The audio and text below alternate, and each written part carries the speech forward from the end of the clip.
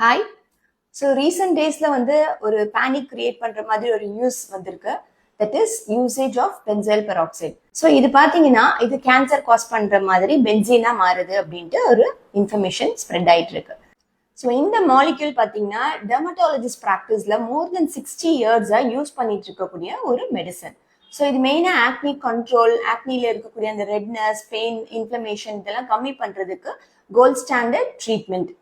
But இது நம்ம ப்ராப்பரா ஸ்டோர் பண்ணல அண்ட் டைரக்ட் சன் எக்ஸ்போஷர் இருக்கு அண்ட் சம்டைம்ஸ் எக்ஸ்பைர்டு ப்ராடக்ட்ஸை யூஸ் பண்றோம் அப்படிங்கும் போது இந்த பென்சாயில் பெராக்சைடு பார்த்தீங்கன்னா will get converted into benzene. அந்த பென்சீன் தான் is prone to be carcinogenic product.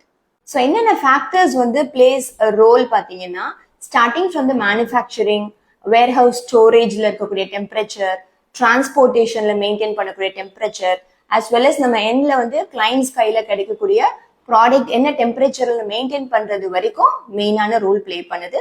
So ப்ராப்பரான ஸ்டோரேஜ், ப்ராப்பரா அதை யூஸ் பண்றோம் அப்படிங்கும் போது பெருசா நம்ம பேனிக்காக தேவையில்லை. Take care.